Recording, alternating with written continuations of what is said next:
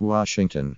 President Trump told the leaders of Mexico and Canada on Wednesday he would not immediately move to terminate the North American Free Trade Agreement. Only hours after an administration official said he was likely to sign an order would begin the process of pulling the United States out of the deal.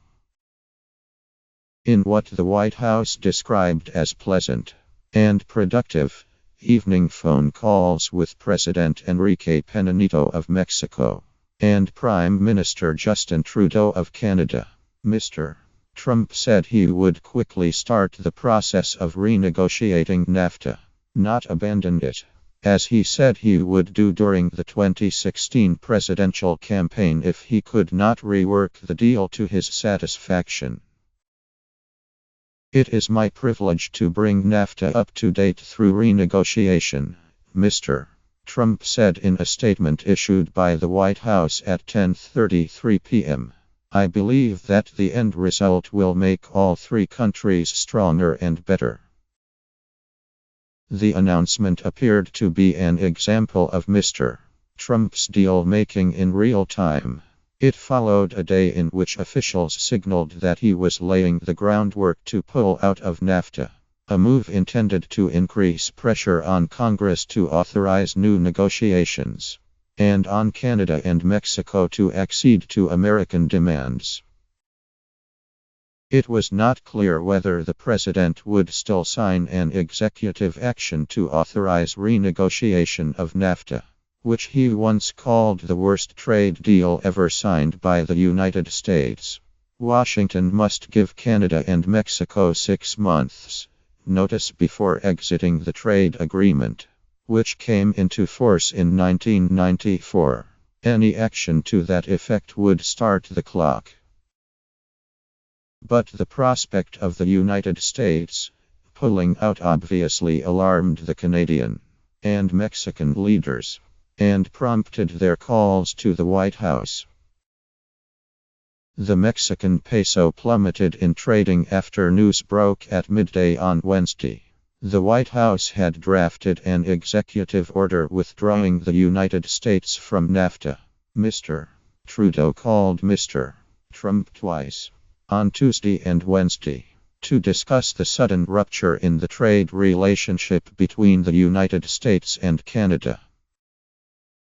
On Tuesday, the Trump administration announced that it would impose a tariff on Canadian softwood lumber, in retaliation for what it said was unfair treatment of American dairy farmers.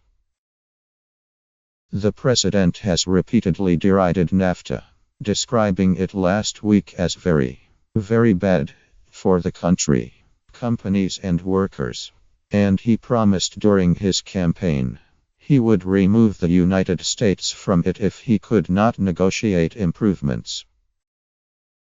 The White House wants Congress to authorize those negotiations under legislation, would allow expedited approval of the reworked agreement, but talks between administration officials and congressional Republicans have moved slowly. While some of Mr. Trump's senior advisors, notably Stephen K. Bannon and the economist Peter Navarro, are eager to take strong steps on trade policy. Another group which includes Gary D. Cohn, the head of the National Economic Council, has argued for a more cautious approach, concerned that larger steps could cause economic disruptions. Lately, Mr. Trump has taken the stronger line, moving to reshape America's economic relationships with foreign nations. The Nafta order would come on the heels of the announcement of the new tariffs on Canadian lumber, and reviews of whether steel and aluminum imports are undermining national security. Nafta's been very, very bad for our country, Mr. Trump said last week. It's been very, very bad for our companies and for our workers. And we're going to make some very big changes. Or we are going to get rid of Nafta once and for all. Walking away from Nafta would disrupt the economies of the United States, Canada, and Mexico, and strain broader relations among the countries. Over the last 2 decades, their economies have become increasingly intertwined. The volume of trade has multiplied, and the manufacture of many goods, notably cars, involves multiple border crossings and factories in all three nations. If the United States actually pulled out, experts said, trade with Canada would probably still be subject to a similar agreement between the two countries.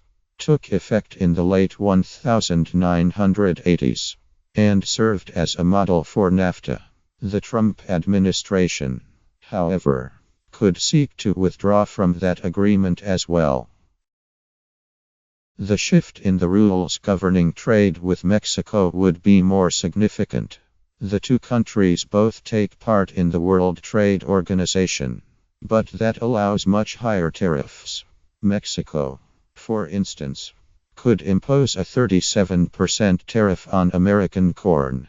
The disruptions to manufacturing could also come at a hefty cost to consumers. Caroline Freund, a fellow at the Peterson Institute for International Economics, has estimated that the cost of a pickup truck might increase by $3,000. Monica DeBaal, a senior fellow at the Peterson Institute, said, "It would be a very disruptive shock that would impact everybody.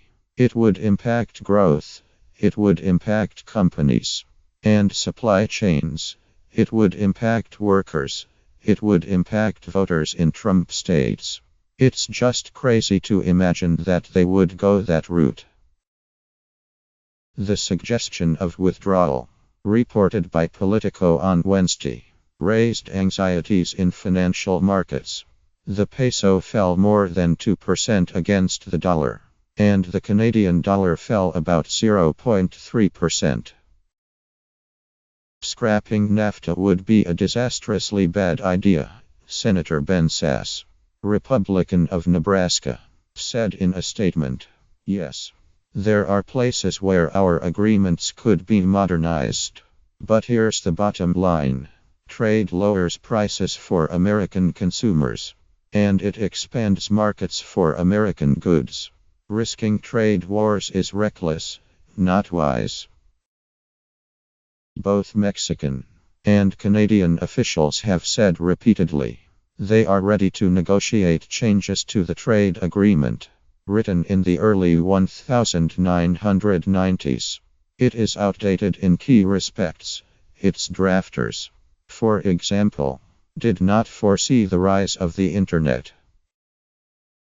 Canada is ready to come to the table at any time, Alex Lawrence, a spokesman for the Canadian Foreign Minister, Chrystia Freeland, told Reuters on Wednesday. In fact, the Obama administration negotiated changes to the deal as part of the Trans-Pacific Partnership, a broader agreement that would have supplanted Nafta. Mr. Trump withdrew from that agreement as one of his first official acts. The Trump administration provided an indication of its own priorities in a letter circulated among members of Congress last month, while proposing some significant changes, such as strengthening the available penalties for breaches of the rules.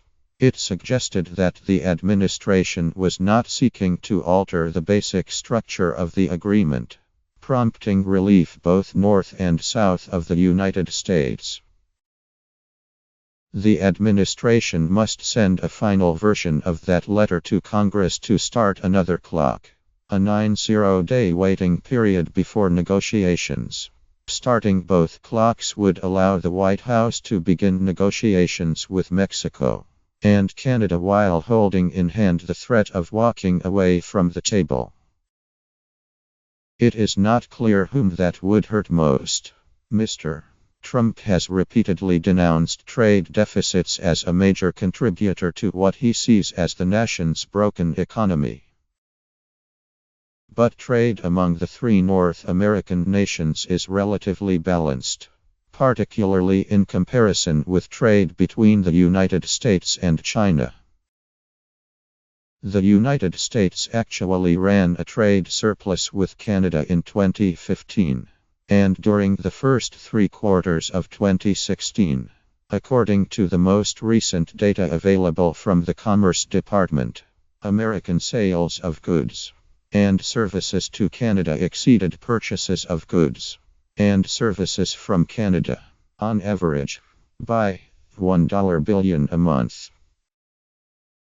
The United States does run a monthly deficit of about $4 billion with Mexico, but even that is a small fraction of the roughly $28 billion monthly deficit with China.